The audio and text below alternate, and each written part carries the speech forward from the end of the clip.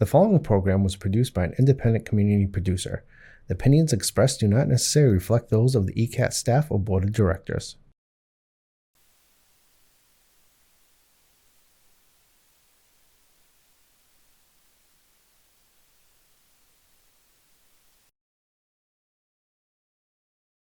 Good evening, and welcome to the August 2024 edition of For the Love of Words.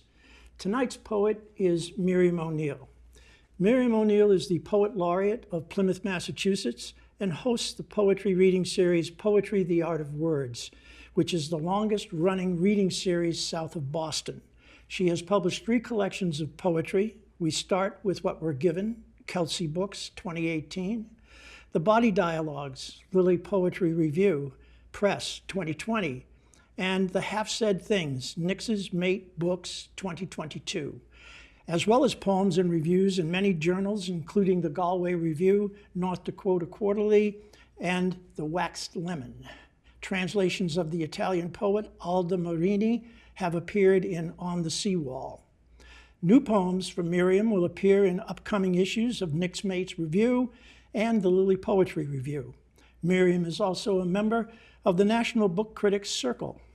Her most recent review of Vivian Ayer's Ishmael's Violets appeared in the Ocean State Review this month. During the program, and while the credits are running at the end, you will have the opportunity to see Miriam's email address that you can use to contact her and request signed copies of her book. You will also see the URL for 3 websites of the 3 publishers I just mentioned. You can go to those websites and order her other books as well if you do not wish a signed copy. So again, that information will run both during the program as well as during the credits. So please take advantage of it if you so desire. I would like to add something to Miriam's very impressive background. On a personal note, for nearly 2 decades, I've been reading my own poetry at various venues throughout southeastern Massachusetts and beyond, including Poetry, the Art of Words. And in doing so, I have met many writers and poets who are trying to keep poetry alive and strong in their communities and the surrounding area. Many of them have appeared on this program. They sustain and support poetry in any way they possibly can. They promote both the poets who are just starting out, as well as the well-established and known poets. And they lend their efforts when asked to help create and bring to life the poetry projects of others. Over the last 15 years or so that I've known Miriam O'Neill, no one poet has done more in these areas than her. So it's not only my pleasure, but my honor to welcome Miriam to tonight's episode of For the Love of Words. So Miriam, you are now the Poet Laureate of Plymouth. We had you on our program after your publication of your first book back in 2018, and in the last 6 years you've accomplished quite a bit. So let us start though with your vision for the responsibilities and functions of a Poet Laureate. Great. Well, thank you, first of all, for having me on the show and for giving me a chance to talk about the laureateship as well as my own work. I feel very strongly that a Poet Laureate has the opportunity to open up a community or expose a community to more poetry than they could possibly have imagined. And in the case of our Poet Laureateship in Plymouth, we know that when poetry happens, it's part of the culture and the arts that make the community thrive, help the community thrive. And that's my goal for Plymouth with poetry, is to have poetry become part of what the arts culture of Plymouth is. Now, do you have some specific events in mind that you hope to see materialize? I do. We did have in June already, we've had 2 years in a row, a June Poetry Festival that ran over the course of several days in several locations around Plymouth. And people from all over the South Shore joined in at open mics, at ekphrastic events, and I'll get to the ekphrasis in a minute, what ekphrastic events is in a minute. Our poetry reading series, Poetry, the Art of Words, as you said, it's the longest running reading series on the South Shore. And that has grown exponentially in the last few years. So we'll continue that. We also have some opportunities coming up. There'll be an event at the Spire, what is it called? What the Spire's, there's an official name for it. Performing arts venue in Plymouth, right on Main Street, Court Street in Plymouth.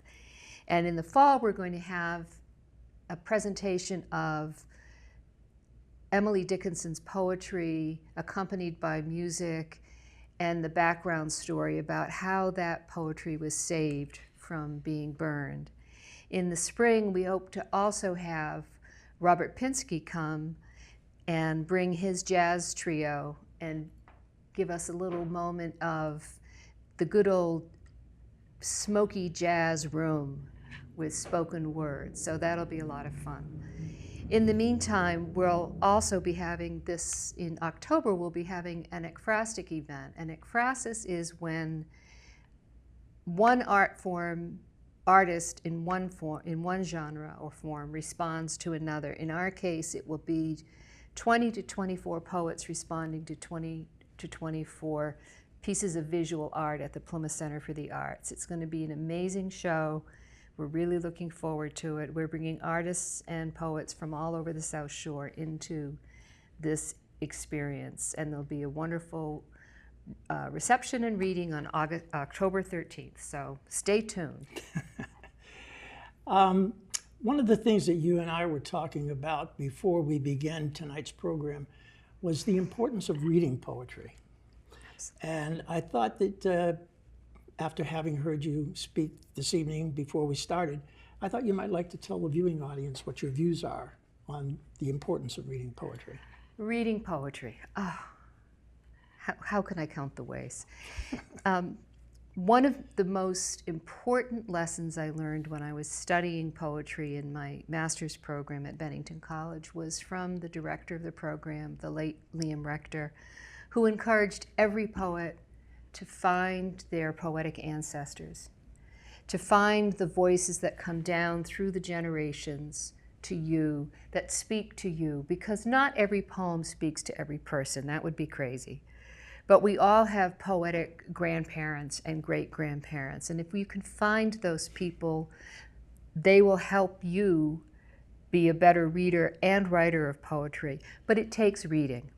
It's important to read other people's work, figure out what people are doing, what resonates with you. One of the wonderful writers who has recently created a fabulous anthology is Pádraig Ó Tuama, who lives part-time in Dublin and part-time in Brooklyn. And if you can go out and find his book, he takes 50 poems from around the world that are all translated into English. And he tells us something about his reaction to the poem and invites the reader to find their own reaction to the poem. Is there an advantage to reading poetry out loud as opposed to simply reading it on the printed page? Absolutely. Poetry is started as an oral tradition. In Ireland, you had to be able to recite verse after verse after verse after verse. It was like studying for the bar exam, seriously, to become a true bard of poetry. And in doing so, when you read out loud, you will hear the music of the finished piece. And if you're reading somebody else, especially somebody like Gerard Manley Hopkins or Yeats or those names, I'll just stay with those for the moment, you will hear the rhythm and the music that they have built in to the poem. And if you read your own poems out loud, you will also begin to hear the music that you are making. And you'll hear where the music falters. And your body will even tell you, oops, there's a missing note, or there are too many notes here.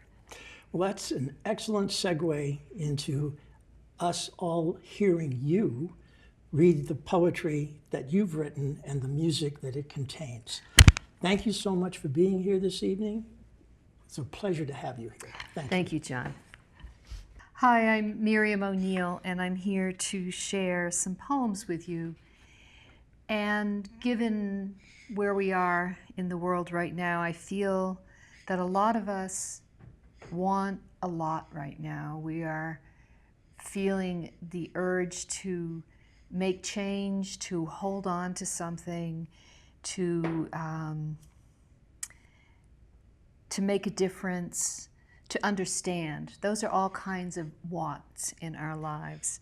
So I'd like to read some poems today from my 3 books of poetry that sort of address various kinds of want. And the first few will come from We Start With What We're Given, which came out in 2018. And the first poem that I'll read from here is called Lesson 2, On Time and Desire. In a house on the bluff, a dog's shut in and barking. We hear him from the beach, between the waves breaking. He thinks he's been left too long. Come back, he repeats, as if his bark will conjure the key in the lock. We can hear his yearning. Then the barking stops, which is not the same as ends. It's just the dog has no fixed calculus for how to get what's wanted. When he remembers his need, he'll start again. He'll ask and ask and ask. And in staying with lessons, I would like to go to another lesson poem. This is called Lesson 3, and it imagines distance. A white-necked magpie floats overhead. One sense of distance can be achieved by 2 lines drawn diagonally as if they move across the page. The space between them diminishes to a thread. This will lead the eye deep into the field, or to the stone walls that frame the groves, or the green shadows where now the magpie mutters like a priest in his confessional. Who does not need forgiveness? The instructor demonstrates how horizontal lines drawn parallel define what's near and what the eye might imagine by bending light. Here, the threshold of my door. There, east of everything, the Adriatic, where an orange smear signals morning. The bream and mackerel boats heading out, their engines putter, blessing the hammered silver day. I follow as she explains how each vertical construction infers sky. Raised cross, soaring bird, any form that climbs above mid-page will raise the eye. The priest bird overhead, clouds above him, empty space filling in around his long, slow glide. I want to see what the bird sees, to float on wood and taffeta like the locksmith of Sable. But I'm anchored here, midlife, mid-page, tomorrow, wind.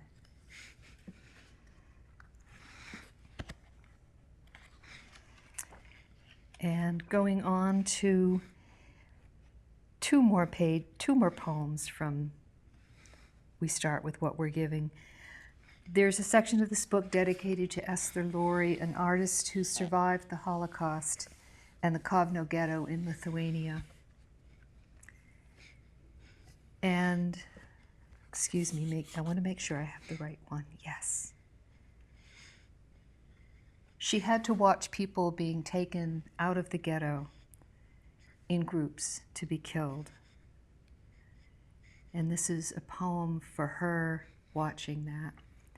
Kovno Ghetto, June 1944.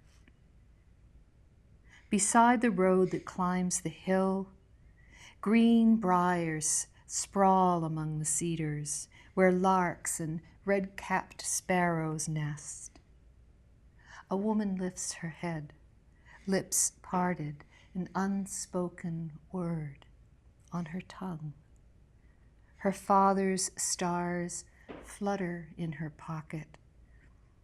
Yellow finches bathe in road dust, then flit away.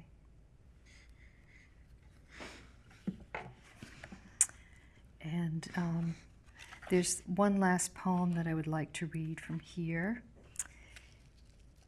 And it's a poem that I read often, so if you are someone who has heard me read before, you know this poem.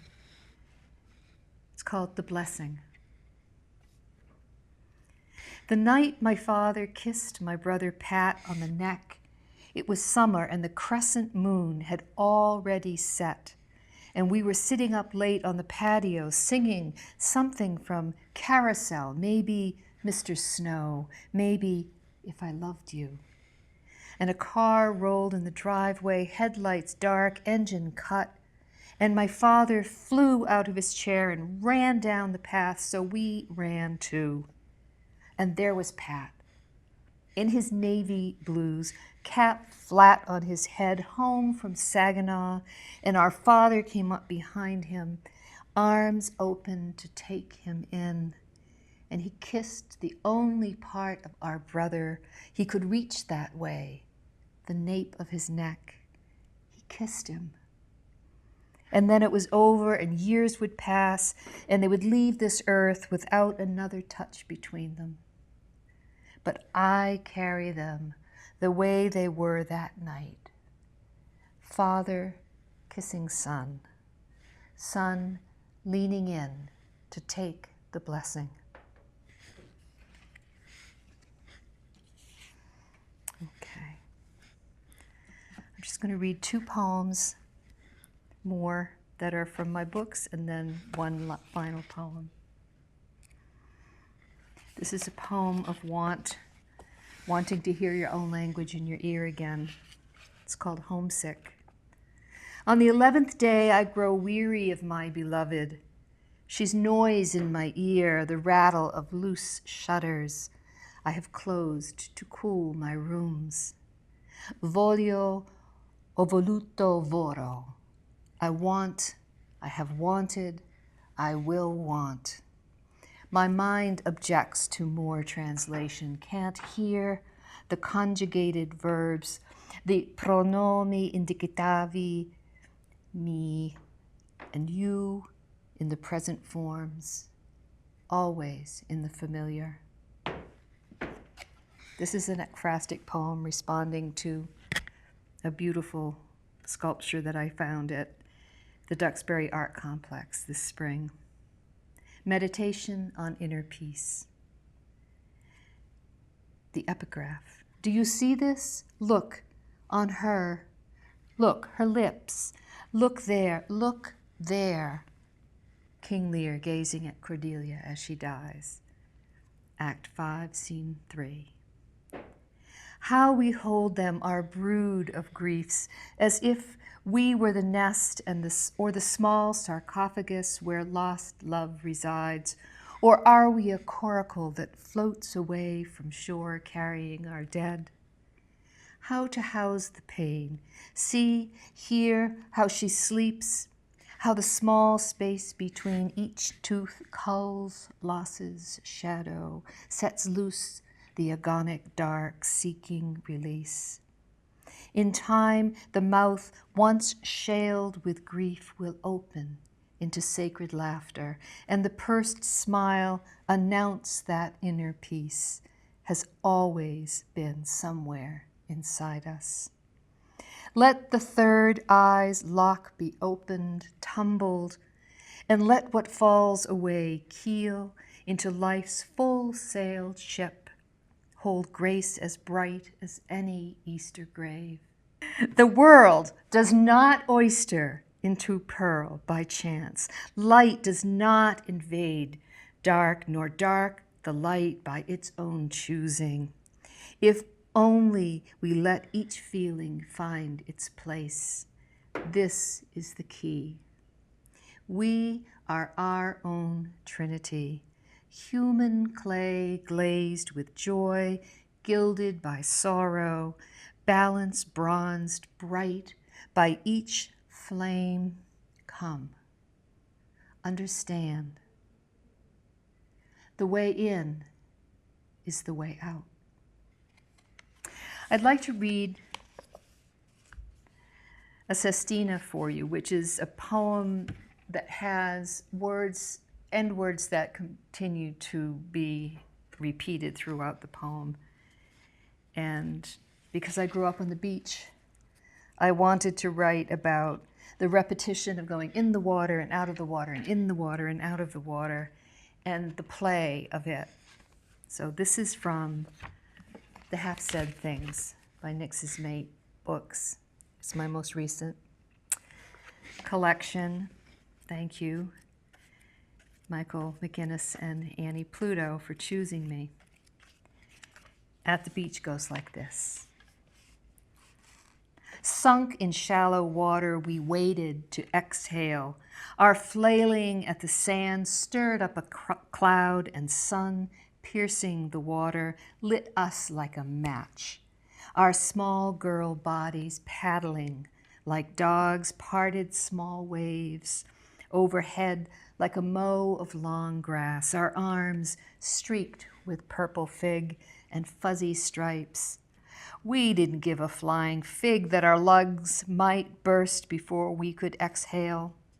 It was enough to sit on the sea floor, the mow of our fingers like blades, cutting the cloud of sand we'd roiled up, pawing water the way dogs dig up a garden for a bone. We flicked the match tip of the sand flats, lit each other, matched each other's bars of violet like striped ripe figs, then burst through sun-split water, left an aquatic aftermow of oxygen, the trail of bubbles as we exhaled, the air from our lungs filling a sonic cloud, when we spoke, pretending to be dogs who knew how to bark underwater, dogs who, in a grassy field, might have snuffled through the mow. Below the surface, we pretended to drink tea, each pursed exhale from our lips a bubbling, garbled match for some word spoken at a party. Aren't the figs especially sweet this time of year? Oh yes, and light as clouds. One pinky finger raised, our shell cups stippled in the mow of water, swirled by our commotion. We matched our parents' party play, nudged elbows, grinned knowingly, and when a cloud threw a shadow cool as chilled green figs across the bay, we'd surface, spluttering, blow great exhales, and stand to fill our lungs like panting dogs. In swimsuits sewn to fit like fig leaves, we'd float on clouds, hold underwater teas, exhale, a pleasure we didn't know would dog us with longing out of girlhood, mow us down. There was no match. Here's a little poem that came out online this spring in the Poetry Porch, which is a wonderful online journal that's been around for many, many, many years. And I am privileged to have been published by the editor Joyce Wilson several times. So here's a little poem for you. My mother taught me to want to be the sunlight in the bucket when it's dropped into the well, to come up brimming, welcoming both the water and the dark, to remember that even when the eye shuts, closing out the world, it's filled with light.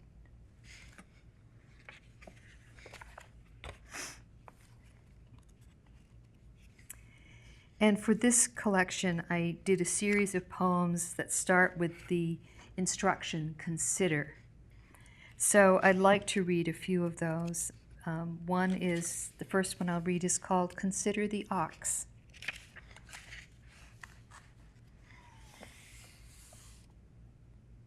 Consider the ox in his stall, the moon a narrow gilded wire against the evening sky. Consider the great heart of the ox at rest, lungs winnowing oxygen in the warm barn air. Consider the stones at rest where the ox hauled them that morning, stained to a sheen with September's heavy mist. The day's work done, all night the mice will natter in the loft and fashion valleys the ox can't wander. Whose world is this? Whose world these? Consider the mud and slough of grass and gravel a farm is, the breath and blood and flesh, metal, leather, tin, pleasure in the miracle of tamed things. Consider those who may at any minute be untamed.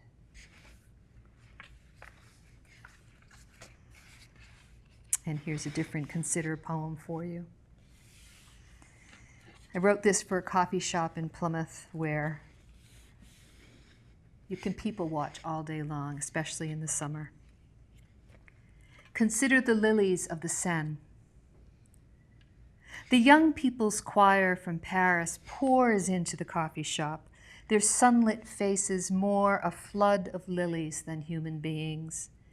And as some chant on the satellite radio station drones, they open mouths and throats and proffer harmonies, their tourist maps of Plymouth rustling like leaves between their fingers. One lily, with blonde hair to her chin, accepts a deep French kiss from a red-headed lily whose arms wrap her from behind, whose hands flutter at her ribs. As she takes his kiss, her mandarin lipstick seeps into his lips' crevices. The other lilies dancing around them seem oblivious to all that stamen and pistilness. After all, they're lilies from Paris. But the unpetaled rest of us, we sigh and wish.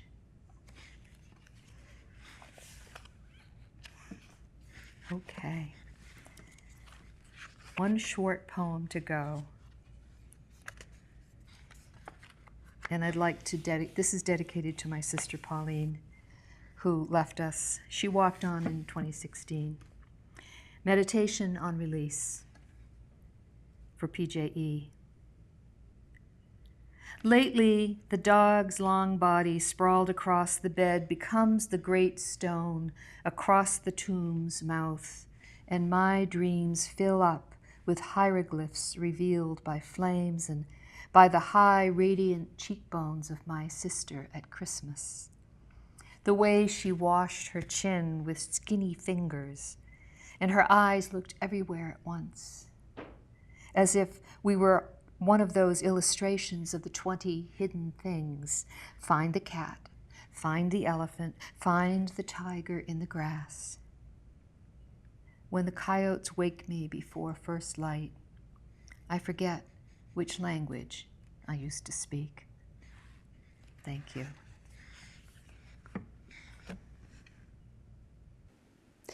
Welcome to The Love of Words. I'm Priscilla Almquist-Olsen, your host, and today we are going to have a local musician from Fairhaven, a little bit south of us here in Easton, and his name is Hunter Braley, and he is a musician, a guitarist, and lyricist, and we're going to hear some of his original music. But first, we're going to hear about Hunter, how he started on this music journey, and the influences that made him the musician he is today. So welcome, Hunter. Thanks for having me. This is awesome. Yeah, you're welcome. And tell us a little bit about your early days and how you got interested in the life you live now. Right. So my family's always been musical. My parents are in the choir at church, and me and my siblings always played instruments in school. I was a saxophone player, so if you ever need any saxophone for anything, then you can call me up. I haven't played in years, but I can probably figure it out. But I didn't play guitar or start singing or writing songs until like junior year of high school, really. Okay. And what do you attribute that to? Is that because you finally got mature enough to think about things? Yeah, I never really had a fascination with singing. I think there's sort of like this connotation that at least I felt this way, like guys singing, like, you don't do that, you play sports and stuff like that. And then you grow up and you realize that all that stuff is stupid and who cares. And I started seeing people perform, and I really, really enjoyed it, and I fell in love with it, and I was like, I'll give it a try. And it was rough in the early days, but shout out to my parents for not like telling me like, hey, do something else. But I stuck with it, and now it's going pretty well. That's great. And persistence and never give up, have always been my mottos for my children. Absolutely. And it's so important. It really is. Yeah. So were any of your family members musical? Besides, you said they were singing in the choir and all. Did any of them take it up professionally? No one took it up professionally. But I always say I'm so grateful that my parents never like deterred me from it. That when I first brought it up, they looked at me like, all right, go for it. Like it was, and it was definitely not looking like it would amount to anything in the beginning, but they were down for me to try, and yeah, so I'm really grateful for that. But no one picked it up professionally. I see. So now, are you part of a band? As of right now, I'm just a solo act. I do play with a drummer sometimes, so but as of right now, mostly solo stuff. Yeah. I see. And where are you performing? So I perform at a place called Ryan's Sports Pub in New Bedford. And then I also play at a place called Mikey B's in New Bedford as well. And that's every Saturday night, that one. Yeah. Really? Yeah. Oh, boy. And we're looking for more as well. So. Yes. Okay. Well, hopefully that'll happen. Yeah. Yeah. And so how would you characterize the style of your music? Definitely country. It's definitely more pop country at the moment, but I think some songs definitely just can go traditional country depending on, because I have a fascination with all kinds of country music. I also have a fascination with pop as well. So so we'll see what happens. I don't have this strict guideline that I'm following, but for now it's mainly pop country. Yeah. It's interesting you should say that, because so many of the young artists that I'm interviewing all are pop and country. Why do you suppose that's the combination that really works for musicians? I think this time, like just this state we're in, those two are really taken off, and especially together. And I think there's a lot of crossovers between country and pop as well. So I think that's probably why we're seeing a lot more, artists popping up in that genre for sure. Yeah. Well, the other genre is country rock, and how do you distinguish that from country pop? It's always so tough, and to be honest, everything bleeds into everything else. Taylor Swift throughout her career has bled into every genre, it feels like. So it's tough to put things in a box, but I think it comes down to the instrumentation a lot of times. I think if you're including like a lot of like distorted guitars and stuff like that, you could probably classify it as rock. But I feel like it could change from song to song. I mean, you have artists putting out country rock songs, then country pop songs, and then just straight up country songs, leaning a little towards bluegrass, and it's kind of crazy how everything just bleeds into everything. And isn't it true that some artists do create a little bit of everything? Exactly. They do country bluegrass and country pop, and yeah. And I really admire that, because I think sometimes sometimes fans can be upset when artists kind of stray from their typical genre, but at the same time, I think if you're doing the same thing over and over again, it can get old. So I think all artists kind of want to And don't you think experiment it takes, with a bunch of other stuff. yeah, and it takes a little courage to kind of get out of your own box, doesn't it? Absolutely, and it depends on the song too. I think certain songs sort of crave a certain genre or instruments that sort of fit the song, and you could have an album with a rock song and a bluegrass song these days, and it's just that's how it goes. So Hunter, you write the lyrics. Does the melody come first, or do the words come first, and you fit the melody to the words? Right, that's the age-old question, right? For me, I think some people have a specific answer.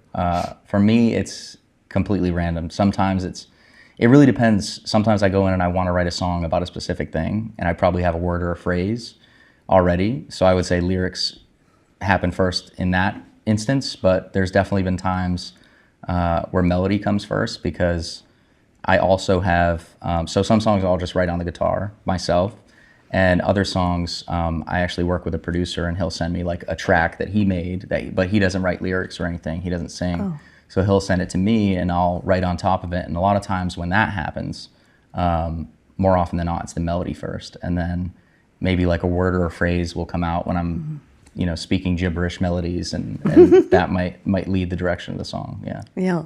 And your ideas, where did they come from? Did they come from personal experiences or the experience of other people, or did they come from the news, an article you read, or something you saw? Or? Yeah, all of the above. I think most times it's personal experience, or sometimes it's a phrase that I like. One song I'll play here later is just the phrase "all I need." And I thought it looked good, written down, all I need. It's very short and concise, but I think it says a lot. And so the entire song was built around that. And but that allowed me to tap into what I have that I consider as all I need, and stuff like that. So more often than not, it's personal experience for sure. But there's the occasional time I've written songs about friends of mine and their personal experiences that I didn't necessarily go through, but I think could make a good song. And so I've done that. And yeah. So a lot of different things. And do you often have songs which present an issue, a problem, and then by the end of the song, you've sort of solved it, or come to some conclusion? Sort of. I think another song I'll play here is a song called "Fine," and it's a song about mental health and my mental health. And I think when the song started out, it was about sort of being fed up with not feeling fine, and then in the process of writing the song, it's I don't know, it sort of puts it in perspective on like, getting the emotions out and then being like, all right, now let's evaluate. It gives me a chance to evaluate a little bit. And so it definitely helps in that aspect for sure. Yeah. So let's talk about some of the songs that we're going to hear today. How would you characterize them? All country pop? Yeah, I would say they're all country pop. Just because that's the current genre I'm making, and the producer I work with, that's his thing as well. So right now it's definitely country pop, but they're all, I try not to use like super poppy like snare hits or anything like that. I like the sound of a live band, so I try and use live instruments, stuff like that. Yeah. So tell us about your band. Yeah, so I don't have an actual band at the moment. That's something I'm looking forward to doing in this. Yeah, you're this a soloist, year. I know. Yeah. But there are times when you probably do appear with the backup band, don't you? So I've appeared with a drummer before. His name's Paul Sylvia. He's actually in a band called Last Call, and he's great. He's actually given me a ton of advice on this industry, so it's great. Yeah. And speaking of the industry, how difficult is it to break in? And you have to be persistent. You can never give up. You have to keep going and going, because there are just as many creative and talented musicians out there as you are. So you're competing with people who have the same abilities and skill sets, I'm sure. For sure, yeah. So, Taylor Swift, she's Ms. Populaire, right? Yep. But she obviously did some things right, and she kept going. Absolutely. Yeah. Absolutely. But it takes more than that, doesn't it? It takes the relationships that you form and the people that you meet, who you can get their attention, and then they're going to say, oh, well, I'd like you to record on my label, right? Yeah, I mean, it's all about connections. I know just this one connection I made with the drummer, Paul. I mean, he got me another gig, the Ryan's gig that I was talking about. He helped me get. So it's all things like that. It's really just like we were talking about before, persistence. I mean, it's tough. You know, it's definitely tough to navigate and tough to stay on. You know, you don't make a lot of money for a while, but that's not why you do it. So I think you just try and focus on those reasons, and that's what keeps you going. It really, you just got to keep going. I know I look back at videos of when I first started, and it's horrible, and I can't. It's hard to believe that I went from that to where I'm at now, but really it's just from like doing it over and over again, and as frustrating as it is, you just keep going. Yeah, you do. And but it's, you know, you talked about it's not about money, but of course there's going to come a time when you're going to need that. Absolutely. If you're going to, you know, start a family and whatever. But I think most creative people do it for the love of the art. Absolutely. And they would do it even if they didn't get paid. That's the thing. That's it right there. And my son is a Hollywood film producer, and that was how he was. And so that, I think that's part of why certain people stick it out, why they do persist and why they never give up, because they love it so much. And you have to really, really love it, right from, you know, down to the tip of your toes and in your heart. You do, and you have to be willing to do it, even if you don't get paid, because for a while you're not going to. And so that's what you got to keep doing, and just keep writing, just keep enjoying it. Keep enjoying it. I lose sometimes, and I find myself getting in my own head, and really what brings me back is like watching different videos of myself when I was just having fun, and that's all it was. And so it's tough to like keep that in your mind sometimes when you're dealing with, I don't know, you know, the expenses of what you're doing or stuff like that, but you really just got to remember why it's so much fun. And also, when you're dealing with all the disappointments. Of course. You know, there's so many movies that my son thought would get made, and you know, they're still around. And recently, Denzel Washington discovered one of them, so he's going to be producer on a movie that That's Denzel. awesome. Yeah, it is awesome. I mean, incredible. you never know. Yeah. Yep. You never know what's going to happen. And I guarantee there was tons of scripts he wrote that Yeah. are in a box somewhere that never got picked up, but Yes, it led to yeah. that one. So that's awesome. Yeah. So, so what are your plans now for the future? Are you going to stay in Fairhaven, or are you going to go to the Boston scene, or what do you think is the healthiest for you? Yeah. So I mean, luckily with the internet, I do have to say it's a lot different than it was. You know, even like 10 years ago, it's a lot different. So the plan right now is to stay where I'm at for the next about 2 years, especially because my girlfriend's in law school up here. So it gives her time to finish that out, and it gives me time to just put my head down and write the best songs that I can write, and really just she's in Dartmouth and you're in Fairhaven. I mean, that's very close. Exactly. So we're staying in this area for 2 years, and then we're actually, as of right now, we'll see. But the plan is to move to Nashville, where obviously country music is the thing. Yeah. Yeah, but then you're in a sea of so many people that sometimes it's hard to get noticed. That's true. And it's interesting you should talk about the internet, because a lot of the people I've been interviewing, they're saying that's the springboard for their popularity. It is. And so you don't need to be in Nashville anymore, except the contacts there. And if you want to get on different labels and start to explode, I suppose that's a story that needs to be told. Right, and the cool thing is nowadays you can really choose your own path. You know, you don't need to. You can still make a decent living off music and without a label, which is cool. If you want to be a Taylor Swift, you are going to have to go to a label at some point. But for me, the appeal of Nashville is just being with incredible songwriters, and that's where all the incredible songwriters are, and that's really what I love first and foremost. I do love performing as well, but you know, I would love to be in the room with some incredible songwriters. So that's the goal there. Yeah. Well, it's sort of like joining a family, isn't it? Absolutely. Yeah. And then you get ideas from each other. Yep. I'm sure. Yep. So, and how does your girlfriend's in law, so she's probably utilizing the other side of your brain. It's funny. We both have very different. I would say, like careers at the moment. But both of us, I can be very logical and very. I was really good at math as opposed to English class, no, which is really? funny. Then you're using both sides of your brain. Exactly, but she also has a very creative side as well. She did a lot of dance, gymnastics, and stuff like that, and painting and drawing and stuff like that. So we both. It's nice because we both have our career paths, but we also both kind of feed off each other on the other side of the brain, right? Yeah. That's so great. It's great, yeah. I'm sure that was one of the attractions. Of course. For both of you. Of course, yeah. So, if you go to Nashville, what would be the first thing you'd want to do down there? The first thing I'd want to do down there, find an affordable place to live, which is probably impossible. No.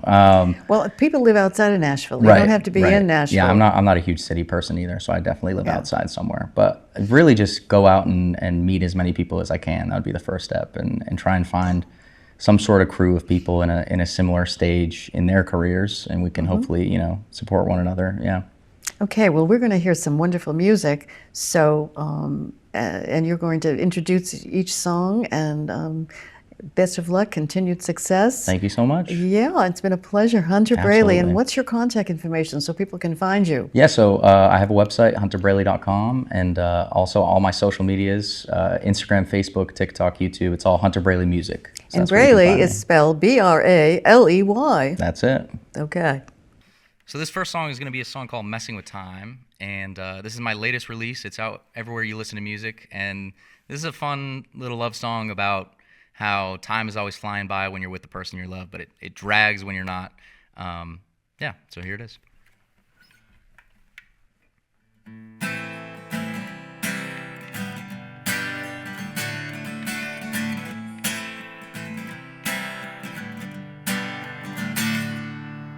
It only took 3 seconds for me to fall for you. I've always wondered about heaven, but I got it when you walked in the room. Caught up and it was just a beginning, but there's one thing that keeps my head spinning. I don't get how you do what you do, but the clock works different with you. It's like you're messing with time, you got me going insane. Messing my heart like you're messing my brain. It don't add up the way you're making me feel. Last time I checked, time travel ain't real. When I'm with you, time flies right by. When you're gone, no matter how hard I try, I can't explain it, but it feels like ages and I just can't take it. It ain't right, it's like you're messing with time. It's like you're messing with time. Yeah. Don't think it's anything new, 'cause I remember we were both 17. Your mama lost her cool, 'cause you were always late when you were hanging with me. We were caught up in the moment, just living. She called up and man, was she living? I guess she really didn't know it was you, just doing the things that you do. You're always messing with time, you got me going insane. Messing my heart like you're messing my brain. It don't add up the way you're making me feel. Last time I checked, time travel ain't real. But when I'm with you, time flies right by. When you're gone, no matter how hard I try, I can't explain it, but it feels like ages and I just can't take it. It ain't right, it's like you're messing with time. It's like you're messing with time. Hours turn to seconds, even skipping over minutes. I'm loving every moment, but you blink and you can miss it. It kinda feels like magic, but I don't know what to call it. Girl, you got me falling. The way you're messing with time, you got me going insane. You're messing my heart like you're messing my brain. It don't add up the way you're making me feel. Last time I checked, time travel ain't real. When I'm with you, time flies right by. When you're gone, no matter how hard I try, I can't explain it, but it feels like ages and I just can't take it. It ain't right, it's like you're messing with time. It's like you're messing with time. You're always messing, girl. You're always messing. Whoa, you're always messing with time. Oh. Time. All right, so this next song is a special one for me. It's my favorite one I've written. It's about my mental health. This is one I mentioned about before, and it's called Fine. So here it is.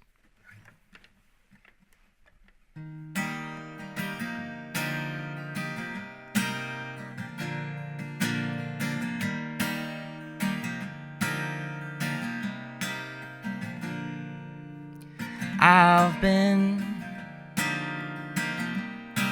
having one of those days for something like 2 years now. And I've been trying to just go through the motions, but the motions are something I just can't get down. Yeah, it's kinda like a foggy haze, and I don't need much these days, except if a couple things come to mind. I wanna drink whiskey for all the right reasons, instead of drinking to drown out the demons. Just a couple buddies on a Friday night in a rundown bar, instead of stuck in my mind. I wanna open my eyes on a hot summer morning and jump out of bed instead of wishing it was pouring. But I know that healing always takes a bit of time. I'm just counting down the days until all I'm feeling is fine.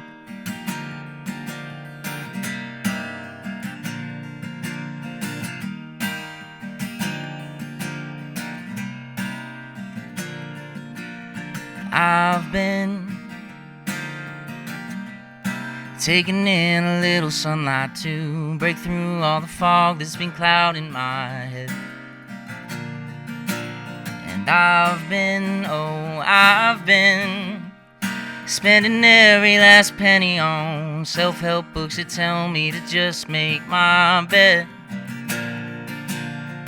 Yeah, my therapist tells me just about every time, this ain't just a thing you go and fix in a night. And I know she's right, but I'm tired of waiting to drink whiskey for all the right reasons, instead of drinking to drown out the demons. Just a couple buddies on a Friday night in a rundown bar, instead of stuck in my mind. I wanna open my eyes on a hot summer morning and jump out of bed instead of wishing it was pouring. But I know that healing always takes a bit of time. I'll just count down the days until all I'm feeling is fine. Until all I'm feeling is fine.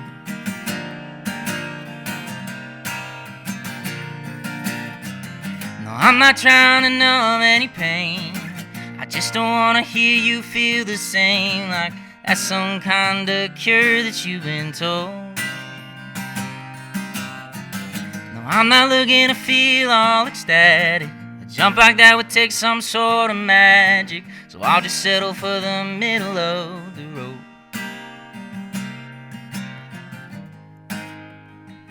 Cause all I want is to drink whiskey for all the right reasons, instead of drinking and drowning out the demons. Just a couple buddies on a Friday night in a rundown bar, instead of stuck in my mind. I wanna open my eyes on a hot summer morning and jump out of bed instead of wishing it was pouring. But I know that healing always takes a bit of time. I'm just counting down the days until all I'm feeling is fine. Until all I'm feeling is fine. Until all I'm feeling is fine.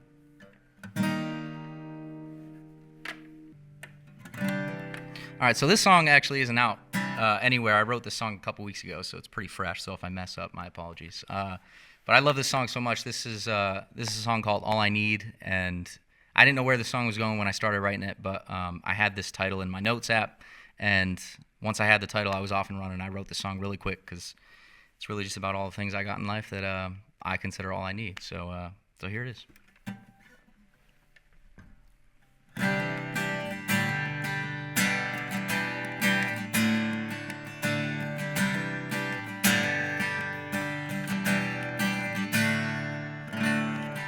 The sky's been overcast for what seems like a year now. My paycheck goes too fast and I live in traffic Downtown, my tank is empty, but I'm trying to push along. My body's aching, but I deal to keep the lights on. The list goes on and on, bad things sure are heavy.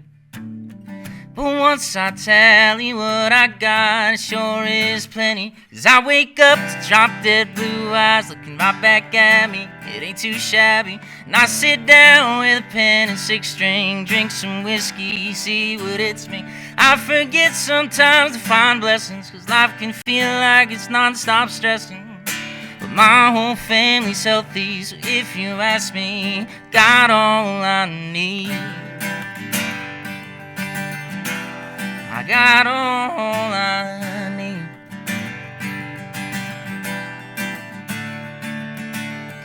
When I lay down at night, I got a big old lapdog at my feet.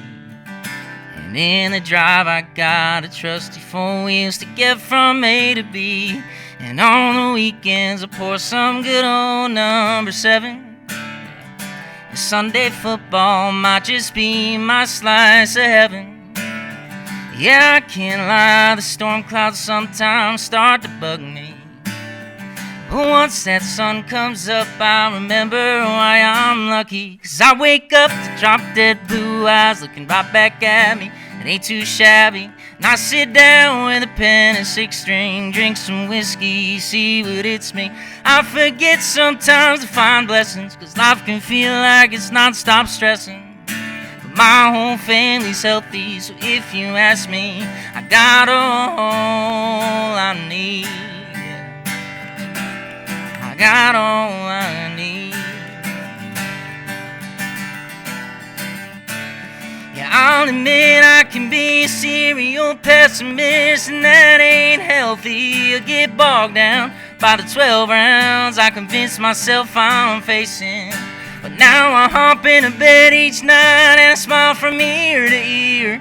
I got everything I need in life, starting with the girl right here. 'Cause I wake up, drop dead blue eyes looking right back at me. It ain't too shabby. And I sit down with a pen and 6-string, drink some whiskey, see what it's me. I forget sometimes to find blessings, 'cause life can feel like it's non-stop stressing. But my whole family's healthy, so if you ask me, I got all I need. I got all I need. I got all I need.